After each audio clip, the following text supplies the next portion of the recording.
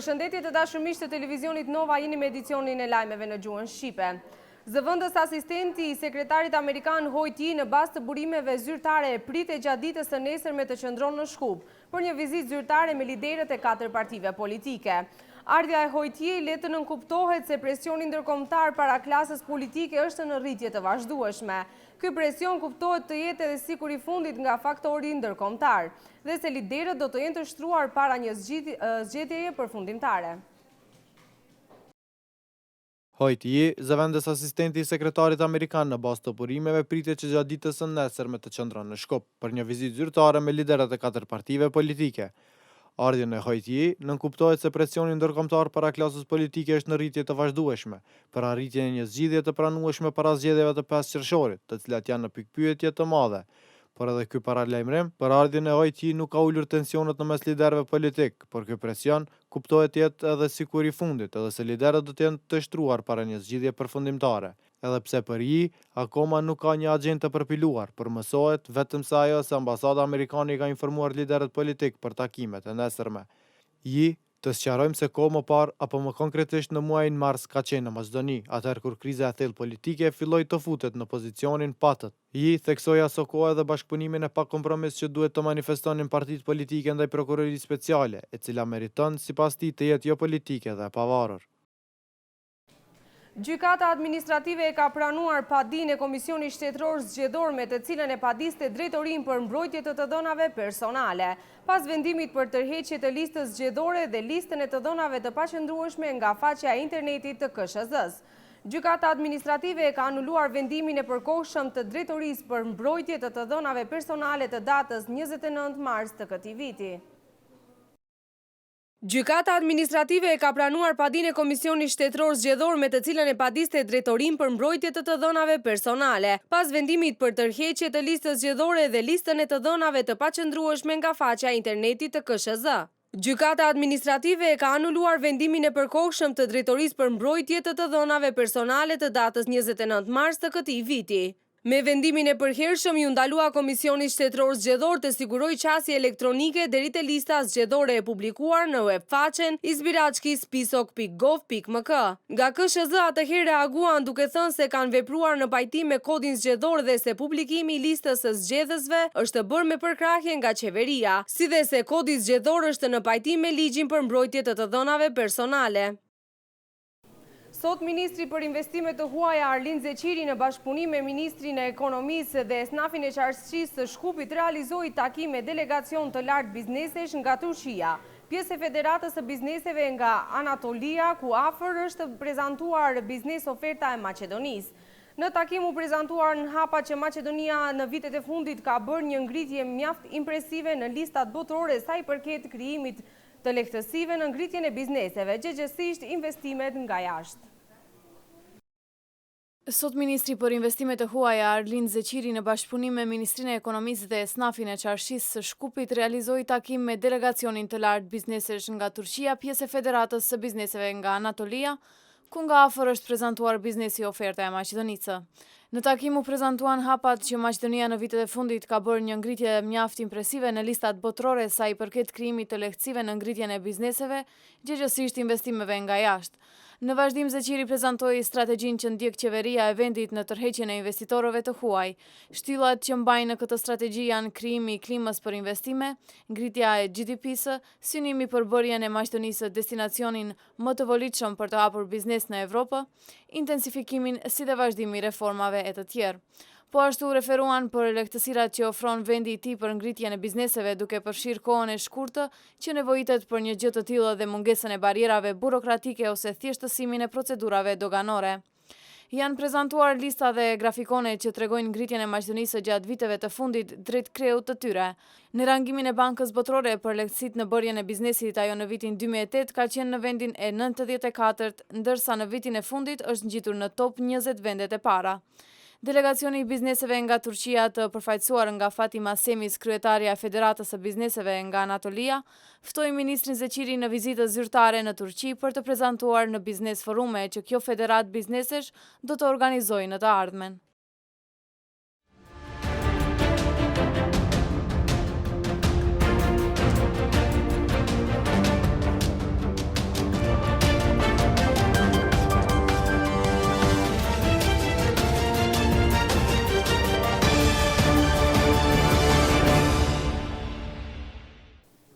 Mediat greke kanë vazhduar të drejtojnë akuza në drejtim të Republikës të Maqedonisë në lidhje me krizën e thellë të emigrantëve. Sipas tyre, Maqedonia po bën të pamundur kthimin e gjendjes normale të shtetit grek nga kriza e emigrantëve, sepse sipas tyre, Maqedonia gjatë kohëve të fundit ka kthyer në Greqi afro 12.000 emigrantë. Mediat greke kanë vazhduar të drejtojnë akuza në drejtim të Republikës së Maqedonisë në lidhje me krizën e thellë të emigrantëve. Sipas tyre, Republika e Maqedonisë po bën të pamundur kthimin e gjendjes normale të shtetit grek nga kriza e emigrantëve, sepse sipas tyre, Maqedonia gjatë kohëve të fundit ka kthyer në Greqi afër 12.000 emigrantë.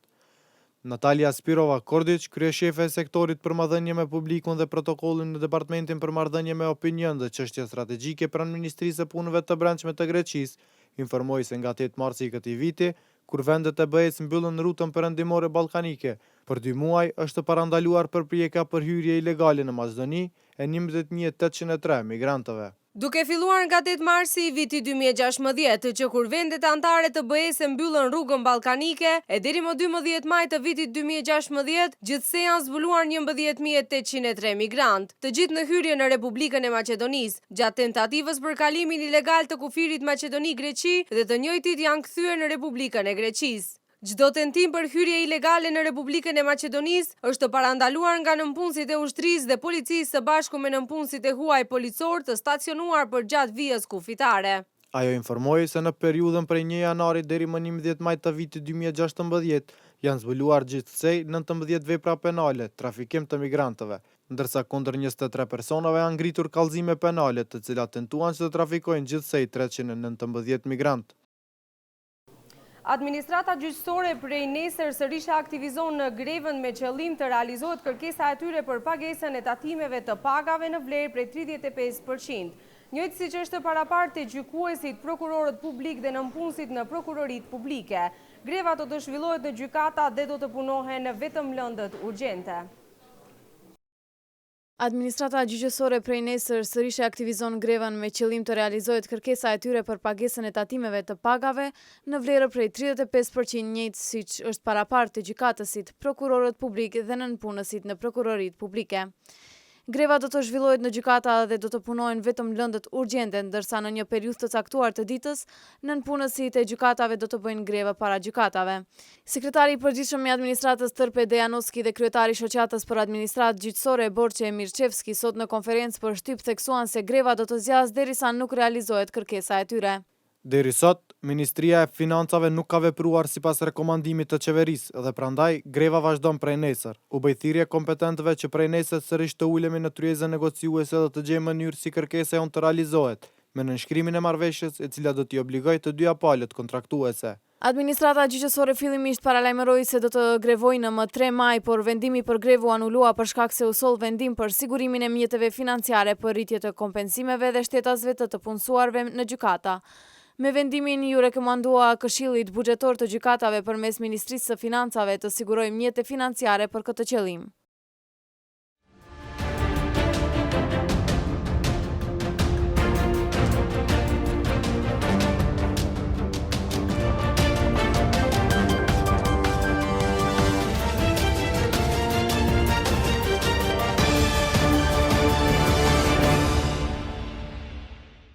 Me urdhër të gjykatës në Tiranë, policia shqiptare bllokoi llogaritë bankare të pronarit të industrisë së naftës Taçi Oil Resort Taçi. Në bazë të këtij vendimi po kryen veprime procedurale hetimore në 16 banka të nivelit të dytë dhe janë sekuestruar tashmë $1.3 milion. Ndërsa dy partitë politike AAK dhe PDK-ja janë shumë afër një koalicioni të mundshëm që në zgjedhjet e ardhshme. Me urdhër të gjykatës në Tiranë, policia shqiptare bllokoi llogaritë bankare të pronarit të industrisë së naftës Taçi Oil Resort Taçi.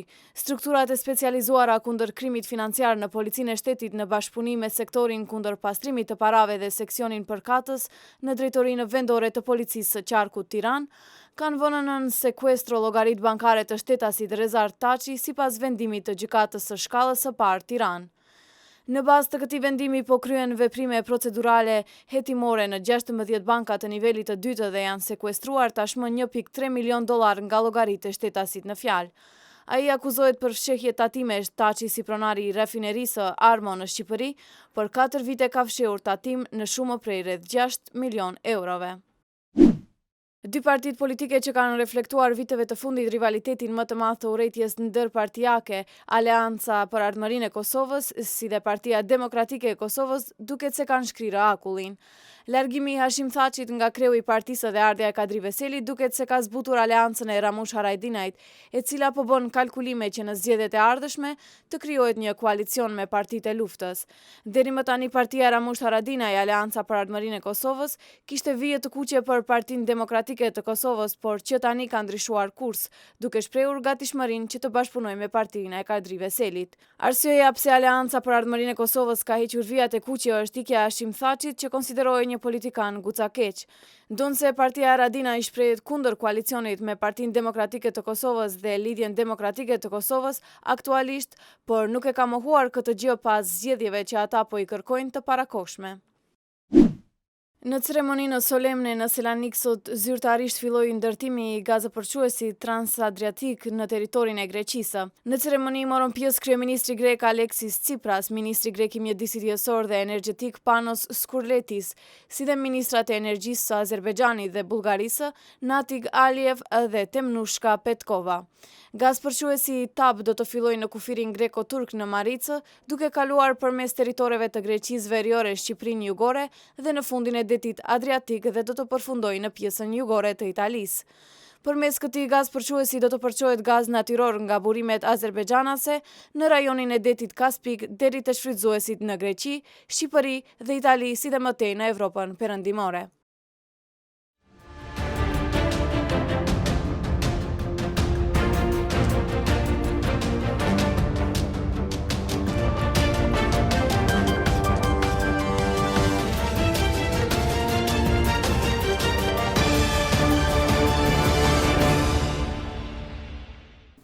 Kandidati republikan për zgjedhjet presidenciale në SBA, Donald Trump, paralajmëroi për një sulm të ngjashëm me atë të 11 shtatorit të vitit 2001, të cilin sipas tij do ta kryesojnë refugjatët të cilët hynë në Amerikë me telefona celular, financuar nga Shteti Islamik, ndërsa një numër i madh i dokumenteve sekrete të ish-zyrtarit të Agjencisë Kombëtare Amerikane për Siguri NSA, Edward Snowden, do të bëhen libër i hapur për gazetarët dhe organizatorët, të cilët dua të bashkëpunojnë me organizatën gazetareske e cila e mban arkivin. Kandidati republikan për zgjedhjet presidenciale në Shtetet e Bashkuara të Amerikës, Donald Trump, paralajmëroi për një sulm të ngjashëm me atë të 11 shtatorit të vitit 2001, të cilin sipas tij do ta kryesojnë refugjatët të cilët hynë në Amerikë me telefona celular, financuar nga Shteti Islamik, shkruan gazeta britanike Independent. Duke u përgjigjur në pyetje në një radio emision nëse amerikanëve u nevojitet sulmi për masave të mëdha në territorin e SBA-s në mënyrë që të mund të vetë dijesojnë lidhur me sigurinë e kufive, Trump theksoi se do të ndodhin shumë gjëra të këqija. Do të ketë sulme për të cilat nuk do të besoni, të cilat do të kryen nga njerëz të cilët vinë në vendin ton. Refugjatë hynë në SBA, nuk kanë para, ndërkaq kanë telefona celular, kush i paguan faturat e tyre mujore, kanë telefona me flamuj të shisë. Një numër i madh i dokumenteve sekrete të ish-zyrtarit të Agjencisë Kombëtare Amerikane për Siguri NSA, Edward Snowden, do të bëhen libër i hapur për gazetarët dhe organizatorët, të cilët duan të bashkëpunojnë me organizatën gazetareske e cila e mban arkivin. Webfaqja Intercept, të cilën e ngriti gazetari Glenn Greenblatt, dërgoi thirrje deri te gazetarët të punojnë me ta dhe tërësisht të hulumtojnë arkivin e Snowdenit. Intercept gjithashtu publikoi 10 dokumente të NSA-s me të cilave edhe ato të cilat kanë të bëjnë me metodat e hulumtimit të burgosurve në Guantanamo. Thuhet se NSA ka pasur person për lidhje i cili ka qenë përgjegjës për mbajtjen e kontaktit të përditshëm me ta, të cilët i kanë hulumtuar të burgosurit, që t'i vlerësojnë dhe shfrytëzojnë informatat e tyre.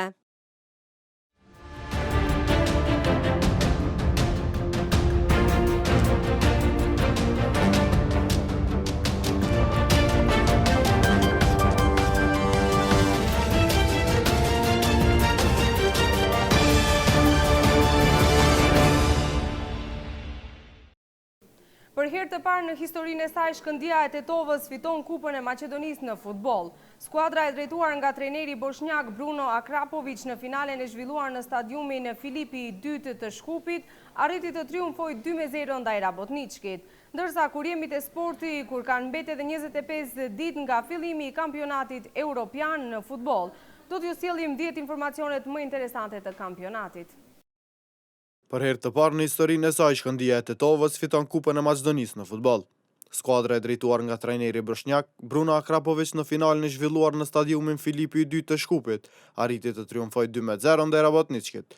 Shkëndija kaloi në avantazh që në minutën e 7 me anë të Radenskit, ndërsa edhe në vazhdim ishin tetovarët që kontrollonin lojën. Në minutën e 5 shtesë ishte Stenio Junior që vullosi një sukses historik për Shkëndijan, duke realizuar edhe golin e dytë në këtë finale. Objektivi primar i Shkëndijës në këtë sezon ishte të fitonte kampionatin maqedonas, por trofeun në fund shkoi te skuadra e Vardarit të Shkupit. Megjithatë, edhe triumfi në kupë është një arritje historike për skuadrën tetovare. Nga starti i Europianit mungojnë 25 ditë, një eveniment i cili pritet me eufori të madhe. Prandaj u sjellëm 10 detajet më interesante të kampionatit, ndeshja më e kushtueshme. Do të jetë Itali-Irland, ndeshja më e kushtueshme të gjitha grupeve. Të flesh në Lille gjatë natës së ndeshjes do të kushtoj afro 814 euro. Qyteti më i shtrenjtë. Nga 10 qytetet që do të presin ndeshjet e Europianit, më i shtrenjti do të jetë qyteti i Lilit, në të cilin për të fjetur një natë, mesatarisht kushton 519 euro. Qyteti më i përballueshëm. Qyteti i Qymirit është më i përballueshëm ekonomikisht për tifozët, duke qenë se një natë në dhomë dyshe kushton mesatarisht 176 euro.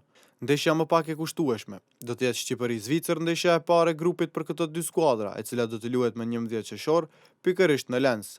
Dhe ky është një lajm i mirë, sidomos për shqiptarët, të cilët do të mund të kalojnë mbrëmje pas emocioneve të takimit në një akomodim që nuk pritet t'i kalojë 134 euro. Tifozët më të interesuar rezultojnë të jenë ata hungares, kishin kaluar 44 vite nga era e fundit që ata ishin kualifikuar në një Europian, pas Belgjikës 1972, ku ata arritën të mbyllin turneun të katërtit.